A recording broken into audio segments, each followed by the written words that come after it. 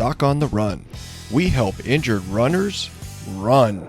Today on the Doc on the Run podcast, we're talking about tibialis anterior tendon lengthening for chronic fifth metatarsal stress fractures. Now, I had somebody ask me a question that I never would have guessed I would have got. This is about a surgical procedure called a tibialis anterior tendon lengthening in order to address a situation where they had the same stress fracture more than once.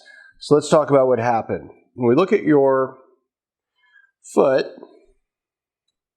I'm not an artist, I'm a podiatrist, so forgive me if this drawing is not so great. But basically, here's your foot. You have the heel bone back here, you've got the talus sitting on top of the heel bone, the tibia or shin bone that sits on top of that. You have the navicular and the cuboid and the cuneiforms and the fifth metatarsal bone. Actually sticks out more over here. And then you have the first metatarsal bone going here, and third, fourth metatarsals over there, and so on. Now you have a muscle that is on the front of your leg, on the front of your shin or your tibia, and it is called the tibialis anterior. And what it does is it attaches on the inside of your foot. So the muscle is up here, and you can feel it if you actually sit there and you put your foot on the floor and you pull your toes up toward your nose with your legs straight. You'll see a muscle bulge out on the front of your shin, just below your knee. That's on the front of your shin, so that's the front is anterior. So this is the tibialis anterior, because it's in the front muscle. Now it has a tendon. That tendon comes down and attaches about here. So the tendon attaches the muscle to the bone here. If you get a chronic fifth metatarsal avulsion stress fracture where you're getting too much of tilt of the foot outward, and so if you think about this, if we look at your foot from the front, where this is your leg, this is your big toe, second toe, third toe, fourth toe, fifth toe, and that bump on the outside where your fifth metatarsal base is, if you have too much pressure on it, that is because the tibialis anterior is pulling up in that direction too much. So if this pulls up too hard over there, it ends up pulling your foot into this sort of position.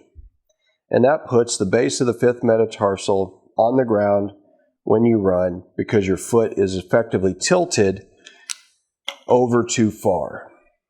So there is a surgical procedure called a split tibialis anterior tendon transfer. That's one of them. There's a couple of different ways to do it, but it's a specific procedure that's designed to reduce that excess pull in this direction. And what we do is we actually go in and we take the tibialis anterior, we split it and we pull it up and we move it someplace else and attach it to a different location so that it has less pull. So it has some pull here, but we move some of it over there. We basically divide it and split it so that it changes the amount of pull of your foot coming up. Because if it's tibialis anterior, when your foot comes off the ground, if you look at it, the tibialis anterior is the primary muscle that pulls your toes up toward your nose, the most powerful one. And if you look at it, your heel is like this and your forefoot is like this, but as your foot comes up, it actually tilts a little bit. The other day I was casting somebody for custom orthotics and I had to explain to him to relax because when he was pulling his foot upward and you could see the tibialis anterior sticking out on the front of his leg, meaning that he was firing that muscle, I said, look, man, when you do that, it's tilting your forefoot relative to your rear foot. That's going to get captured in the cast and that's going to screw this all up. So when you pull upward, it puts more pressure on the outside of your foot at the base of the fifth metatarsal and can lead to stress fractures. So if you have a very high arch, your foot is supinated, you're not pronated, you don't have a flat foot, you're more prone to get this problem. So one of the surgical procedures for addressing somebody that has really high arches where their feet really tilt outward is to take part of the tibialis anterior tendon, split it, and then move it. We relocate it, put in a bone anchor so that it will still pull up, but it pulls differently, pulls in a different location.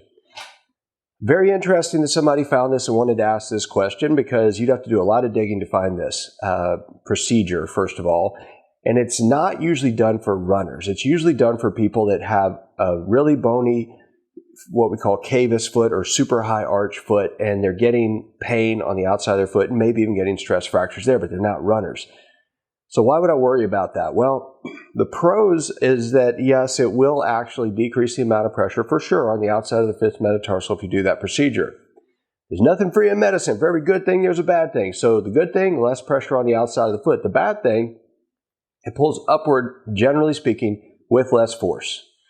So you think, we hear the term surgical precision, and we really do try to do things as precisely and anatomically correct as we can when we're in surgery, but it's never as good as the original. And when we do that, you may have problems pulling your foot up as much as you used to, and you may get stiffer after the surgery while it's healing, because you're going to have to hold it still so you don't pull the repair apart, take the tendon transfer, and start, if you're walking all the time on it right away, you might actually pull the anchor out or dislodge the tendon transfer that we put in a different place to try to adjust your forefoot relative to the ground.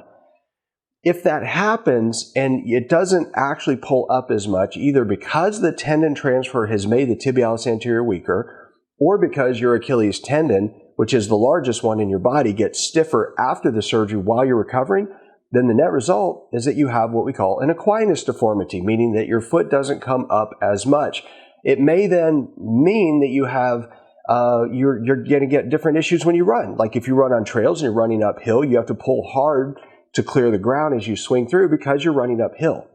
And if you do that because you had this surgery, you can start getting maybe hip pain because your hip flexors in the front are actually pulling up a lot harder to try to clear the ground. So now you have a different problem. So you don't really want to pursue surgery unless you really have to have surgery. But that should help you understand at least a little bit about it. I don't know if you're actually thinking about this. I'd be surprised if you watching this right now actually thought of this. I know lots of doctors watch these videos and then call me and tell me that they found something interesting. So my guess is more doctors are going to watch this video than patients. But if you want to learn more about stress fractures, and particularly the fifth metatarsal stress fractures, the actual strategies I use with runners who get stress fractures so they can get back to running without things like complicated surgical procedures, I will teach you all those strategies, the same ones I actually shared today at the International Foot and Ankle Foundation meeting in Las Vegas, where I was giving a lecture on stress fracture paradigms for runners.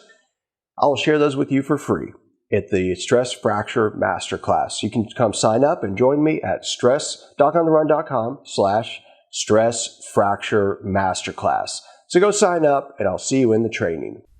Doc on the Run. We help injured runners run.